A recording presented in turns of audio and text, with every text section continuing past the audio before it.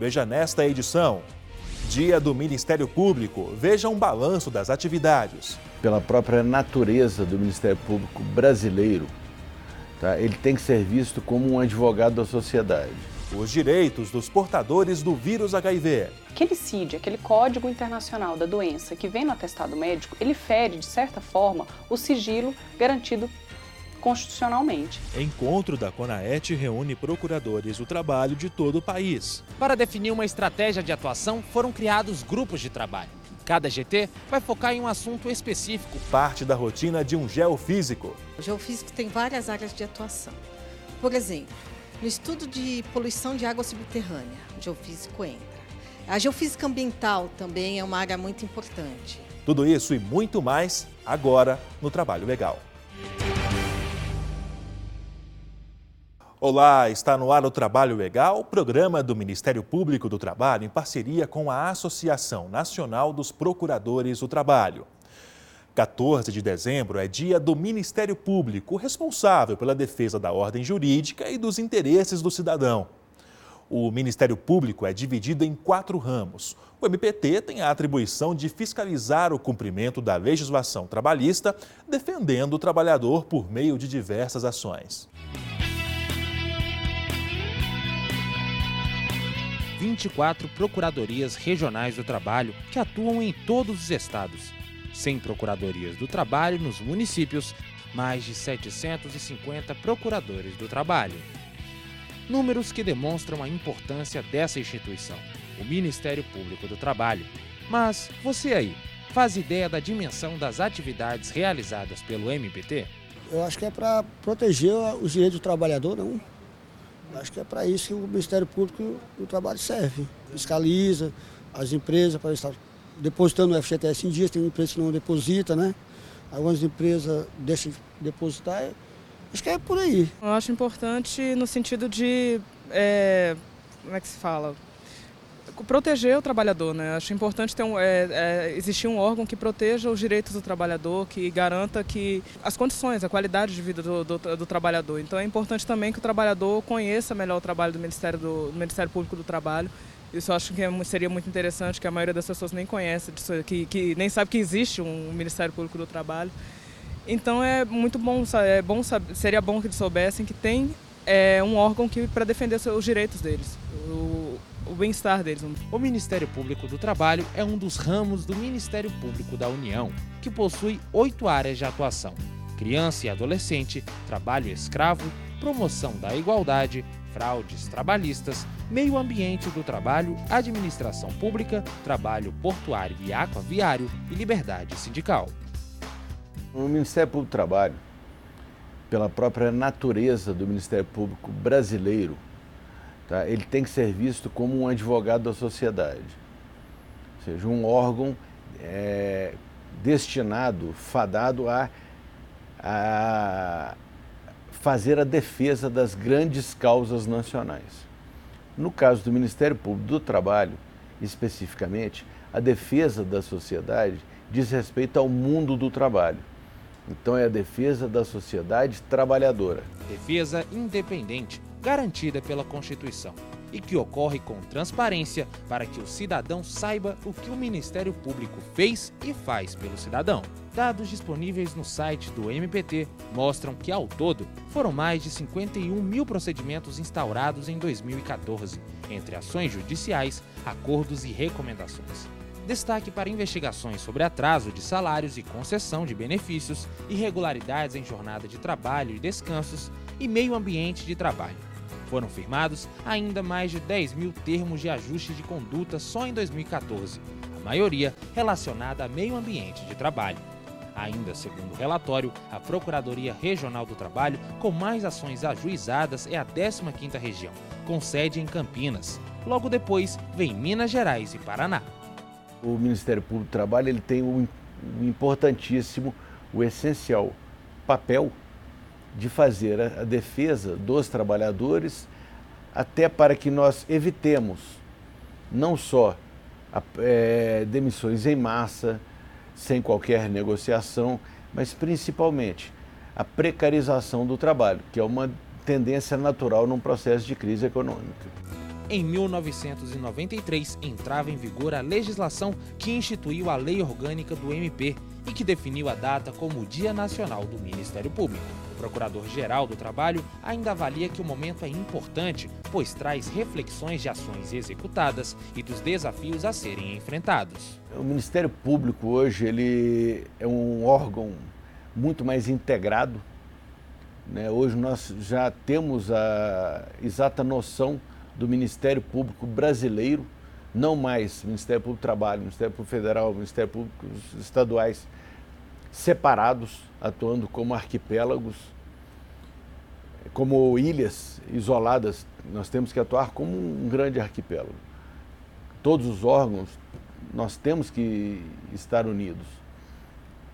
Nós precisamos fazer atuações conjuntas. Ronaldo Fleury comemora os resultados e diz que o MPT vai ampliar ações em todo o território nacional, estreitar laços com a Justiça do Trabalho e melhorar a própria eficiência administrativa. Hoje nós atuamos em 4 prédios separados. Isso traz um gasto muito excessivo, não só com contratação de empresas, com o próprio deslocamento, e dificulta a própria administração, a própria gestão. Em fevereiro nós estaremos num prédio novo, um prédio com espaço bastante adequado às nossas necessidades atuais e principalmente com um gasto, se não menor, pelo menos igual ao que nós temos hoje de manutenção. Cerca de 36 milhões de pessoas enfrentam uma luta diária contra o HIV em todo o mundo. Quem possui o vírus ou desenvolveu a doença tem direitos garantidos por lei. Gabriel descobriu que estava com o vírus HIV quando tinha apenas 18 anos. Ele resolveu fazer o exame porque estava com lesões de outra doença sexualmente transmissível, o HPV. Um choque, né? Porque todo mundo ainda tem o estigma de relacionar HIV com morte, né? Mas todo mundo lidou muito bem, no sentido de entender que era um momento em que eu precisava de ajuda, né? E ultrapassaram o preconceito, né? Esse estigma, para poder estar ao meu lado, para poder estar lá para mim. Isso foi muito importante mesmo. Assim. Após 5 anos da descoberta, ele resolveu contar ao mundo que tinha a doença. Na verdade, fez mais ainda. Ele criou um musical para discutir melhor o assunto e ajudar outros soropositivos. É muito difícil explicar o tanto que é complicado para a gente falar sobre a nossa sorologia, o tanto que a gente sofre agressões dia a dia, mesmo quem não sabe a nossa sorologia, entendeu? É uma piada, uma falazinha assim que às vezes alfineta a gente e a gente guarda, né? E aí eu estava cansado disso tudo, então eu decidi falar e falei no Facebook. E queria fazer mais a partir disso, né? Então eu comecei com esse manifesto e a partir disso o projeto Boa Sorte foi se construindo. Essa intenção de sempre estar falando sobre HIV, sempre de forma muito atualizada. O espetáculo foi lançado no mesmo mês em que é lembrado o combate à AIDS. Em dezembro são feitas várias ações de conscientização da população a respeito da doença. Uma novidade anunciada pelo governo federal é que a partir de 2016 vai ser possível encontrar nas farmácias autotestes. De acordo com os últimos dados divulgados pelo Ministério da Saúde, a taxa de detecção de AIDS caiu de 2013 para 2014 em 5,5%. Ano passado foram registrados quase 40 mil casos e em 2013 foram mais de 41 mil. Na última estimativa, o Ministério divulgou um total de 781 mil pessoas com AIDS ou HIV. Isso mesmo, não necessariamente quem tem o vírus HIV tem AIDS, que é quando a doença se manifesta e ataca o sistema. A infecção pelo HIV significa apenas que a pessoa fez o exame de sorologia e que esse exame veio com resultado positivo. Então, significa que a pessoa tem essa infecção. Já a AIDS significa a manifestação dessa infecção, que pode ser uma queda de imunidade, pode ser a manifestação da própria replicação do vírus, ou pode ser já a presença de alguma infecção oportunista. O levantamento do Ministério da Saúde também apontou que a doença atinge principalmente pessoas com idade entre 25 e 39 anos, que os homens são a maioria das vítimas e a taxa de detecção entre as gestantes apresentou uma tendência de aumento. A AIDS ainda não tem cura e por isso a prevenção é a melhor forma de se combater a doença. sempre usar camisinha em todo tipo de sexo. É importante fazer exames periódicos e observar alguns detalhes. Tem as pessoas que são progressoras rápidas, que adquirem o vírus e rapidamente já cai a imunidade, já tem manifestação. E tem os progressores lentos, né? Eu conheço casos até que a pessoa adquiriu e demorou 10 anos, né? Até para ter essa queda de imunidade.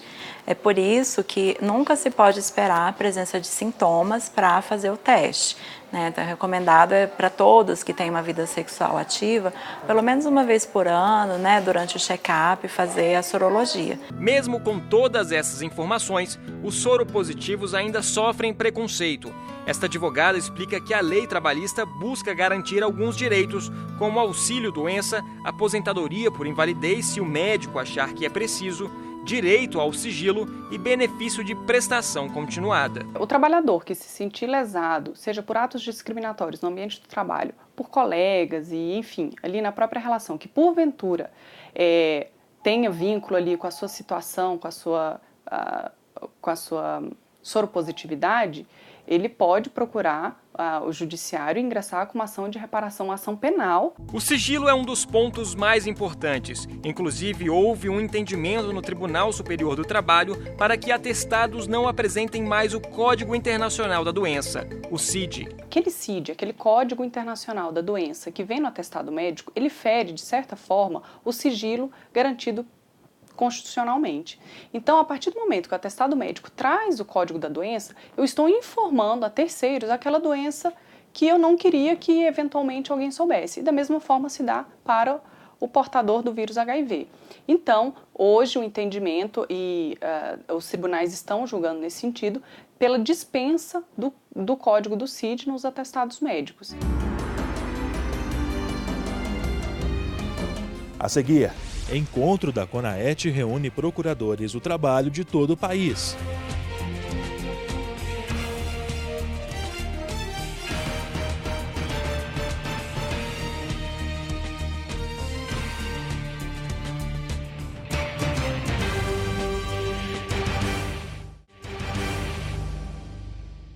A revista MPT traz agora as últimas notícias das ações desempenhadas pelo Ministério Público do Trabalho em todo o país. Nova lei do descanso triplica o uso de drogas por caminhoneiros.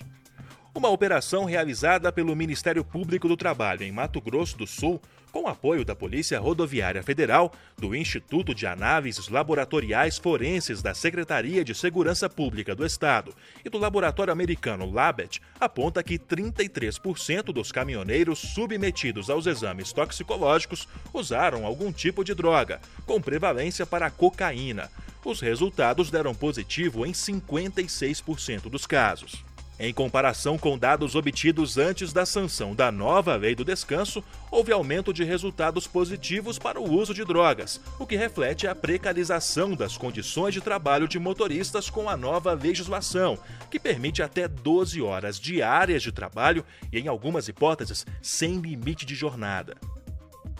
Trabalho escravo no Rio de Janeiro.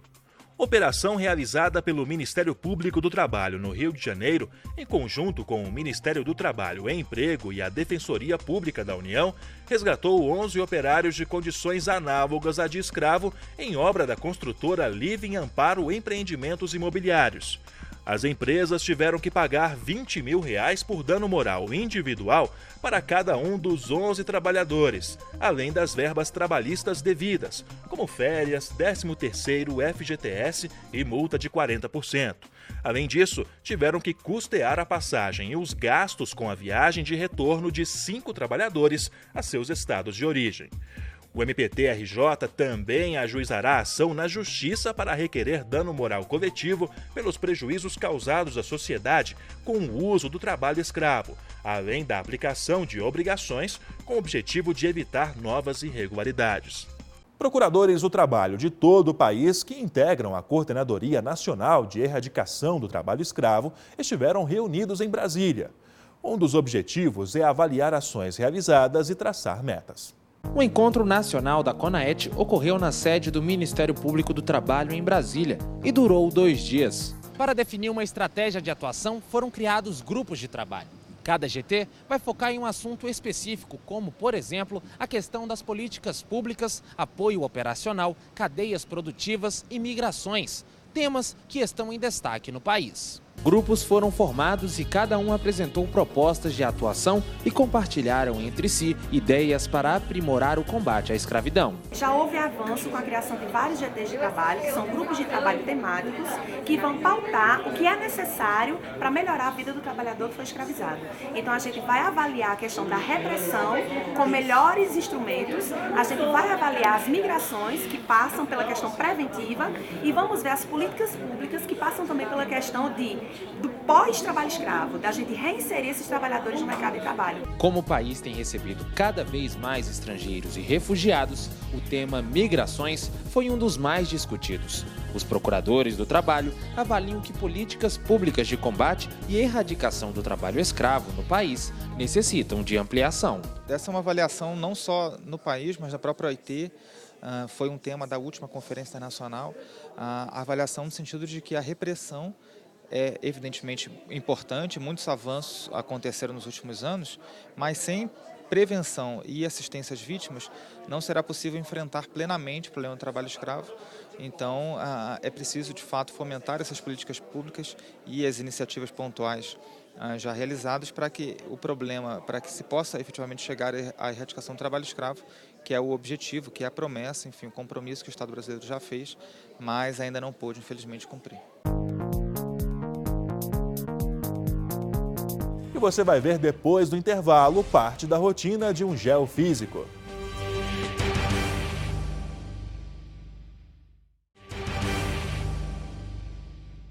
As funções desempenhadas pelo geofísico são o destaque do quadro Meu Trabalho de hoje. Nossa equipe visitou o Observatório Sismológico da Universidade de Brasília para mostrar parte da rotina de uma profissional que atua há 25 anos na área. Você já sentiu a terra tremer sobre os seus pés? Com certeza não deve ser uma experiência muito boa presenciar um terremoto. Mas tem um profissional que procura pelos tremores. É o geofísico. E para conhecer um pouco mais sobre essa profissão, viemos ao encontro da Mônica. Mônica, monitorar os terremotos não é só o que faz um geofísico, não é? Não, de forma alguma. O geofísico tem várias áreas de atuação. Por exemplo, no estudo de poluição de água subterrânea, o geofísico entra. A geofísica ambiental também é uma área muito importante. A parte de mineração, atrás de minério, ouro, diamante, a geofísica está presente. E petróleo também é outra área. E vários outros segmentos. Então tem várias especialidades que o profissional geofísico pode seguir. Exatamente. São várias atuações, tanto na área ambiental quanto na área de mineração, principalmente, que o geofísico pode se formar e atuar. E o que é necessário para se tornar um geofísico? Existem o curso de geofísica no Brasil, são vários cursos, várias universidades, que você leva de 4 a 5 anos, se forma como bacharel em geofísico. Ou, muitas vezes, as pessoas são formadas em física, em geologia e fazem um mestrado, uma pós-graduação, um doutorado, mais voltado para a área de geofísica. Então tem que manter sempre os estudos em dia, a capacitação para ficar no mercado. Com certeza. Não é um curso simples, é um curso da área de exatas e que exige dedicação. Agora, a gente está vendo aqui uma máquina grande, barulhenta, que chama a atenção. O que ela faz? Bom, aqui é o Centro Observatório Sismológico. Essa parte aqui é uma parte antiga da máquina, onde era registrado os eventos. Nós temos uma estação lá no Parque Nacional, aqui em Brasília. O sinal era enviado para cá e a agulha trabalhava o tempo todo, 24 horas por dia. O helicóptero rodava e era registrado os eventos. E agora, então, é tudo modernizado. Isso, essa parte de cima já está mostrando as várias estações que nós temos em campo, espalhada pelo Brasil inteiro. E você está vendo o registro online, Está acontecendo lá no campo agora, diretamente aqui. Então, com esse registro, a gente pode ver se tem algum evento, alguma estação que não está funcionando, se está acontecendo algum evento neste momento. E é assim que se faz o monitoramento. Neste momento, o Brasil está sem tremer? Tem alguns ruídos, mas não está ocorrendo terremoto nesse momento. O Brasil, ele está fora, dessa área de terremotos, assim. Apesar de ter alguns tremores, não é o centro, não é? Existem vários tremores no Brasil, mas uma magnitude mais baixa. Como nós estamos no meio de uma placa tectônica, ela é tida como uma placa estável, né? Uma região mais estável. Por exemplo, pessoas que estão na borda de uma placa tectônica, como a de Nazca com a América do Sul, hoje mesmo teve um tremor, lá ontem à noite, na verdade, tremor de 7.4, 7.1, que é uma magnitude bem alta, por estar numa região de borda de duas placas. Agora, o Acre sentiu o tremor dessa região. Então, já é uma região que está mais próxima à borda, acaba sentindo mais terremoto. E, Mônica, tem que ter uma equipe para poder acompanhar tudo isso, não é?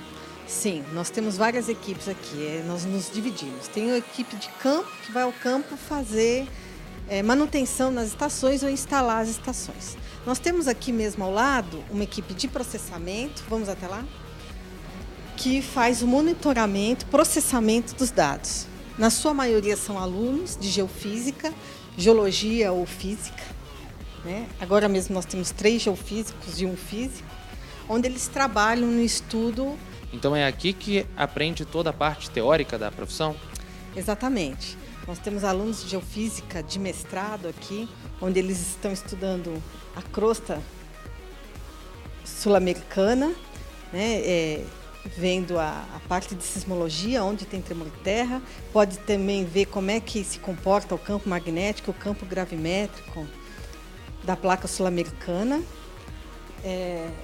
Temos outro aluno aqui que estuda na área de métodos potenciais, ele está estudando a bacia do Parecis, a parte de magnetometria e gravimetria, e outro aluno de doutorado que estuda a área de eletromagnetismo. Tem uns termos bem complicados, né? O que você falou, pode explicar para a gente, para quem está em casa? É um pouco, porque a geofísica, ela realiza um estudo usando métodos físicos. Ela utiliza equipamentos que tem como princípio a física para estudar o subsolo, o que tem lá na subsuperfície, sem a gente ter contato direto, né? Nós fazemos medidas na superfície. Então, a gravimetria, por exemplo, é uma ciência que vai saber sobre as propriedades em termos de densidade da rocha. A magnetometria, sobre a suscetibilidade da rocha. Já a eletromagnetometria, sobre a resistividade e condutividade da rocha. Então, por exemplo, uma área mais condutiva pode ser uma área que tenha alguma contaminação de água, um exemplo, né? A sismologia sísmica vai tentar detectar áreas onde tem presença de petróleo, né? Onde você vai ver a velocidade da onda sísmica em subsuperfície. Aqui atrás a gente está vendo, tem um mapa. Aqui vocês também monitoram os pontos do mundo inteiro? Como é que é isso? A parte de sismologia, ela capta tremor de terra do mundo inteiro. Vai depender da magnitude desse tremor. Então, um tremor forte, muito distante, nós chamamos de telesismo. Nossos sensores também detectam. Nós podemos ver na outra sala essa parte onde é detectado, processado. Nós estamos numa área agora passando do manual para um processamento automático. Então, hoje nós temos um sistema, que é o sistema SAISCOMP. Vamos até a outra sala ver? E aqui a gente já consegue ver que tem uma tela onde está sendo monitorado algumas áreas. O que é feito aqui, basicamente? Isso. Essa sala é onde fica o processamento quando acontece um tremor de terra. Então, teve um terremoto, os sensores detectam, enviam via satélite para cá. Existe um sistema SAISCOMP, onde guarda esses dados e já você tem a localização aqui no mapa, que é aquela bolinha verde, e os raios para onde o tremor de terra pode ser detectado até chegar nas nossas estações. Então, nós temos aqui o registro digital, nossos técnicos analisam e aí é lançado no nosso site diariamente. E o geofísico precisa de ajuda para conseguir fazer todo o trabalho, não é? Sim, além da parte técnica, técnicos em eletrônica, nós temos também aqui, por exemplo, um geofísico, onde é feita análise e processamento. A divulgação também é realizada, nós temos uma geógrafa na parte de mapas, tá? Divulgação e localização do evento. Nós temos um técnico em informática, principalmente na área de divulgação do nosso site e manutenção aqui da parte de informática.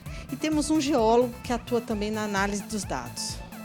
Agora, Mônica, como é que é o mercado de trabalho para um geofísico aqui no país? Olha, o Brasil ele precisa de geofísico. Agora, tem áreas que existem altos e baixos para o geofísico. Por exemplo, a área de mineração, petróleo. Uma época atrás ela estava muito boa, havia concursos todo ano, basicamente. Hoje ele está um pouquinho em queda. Então, varia muito das condições, aliás, como toda área, né, varia muito da política e das condições econômicas do país. E tem outro local para a gente conhecer ainda, não é? Temos sim, temos a amostra sismológica aqui no Observatório Sismológico. Vamos até lá?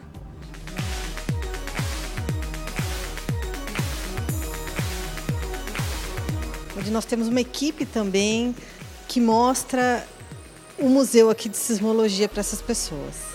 Tem várias coisas aqui que a gente pode acompanhar, né? Por exemplo, a Terra aqui mostrando que ela é estratificada, tem várias camadas.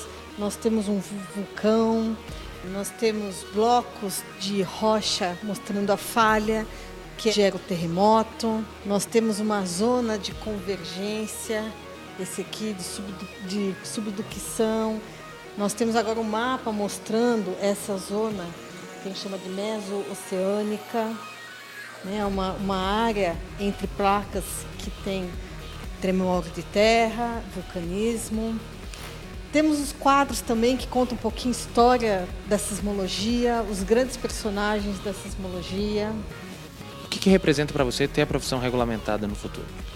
Bem, eu já sou professora universitária, né, mas eu dou aula para pessoas de geofísica e geologia. Então, os geofísicos, eles precisam ter a sua regulamentação, pois se eles quiserem montar uma empresa, por exemplo, ou trabalhar na área em alguma outra empresa, é extremamente importante a regulamentação dessa profissão. E qual é a dica que você dá para quem quer se tornar um geofísico? Bom, estude bastante, saiba inglês, extremamente importante, de preferência saiba mais de uma língua, porque você tem a opção de ir para fora também e aprender fora daqui e exercer a profissão também, além do Brasil. E você de casa, gostou da profissão de geofísico? O quadro Meu Trabalho fica por aqui. Voltamos na semana que vem e é com você, Rafael. Valeu, Rodrigo. Lembrando que você também pode participar do nosso programa pelo e-mail trabalholegal.pautas@gmail.com.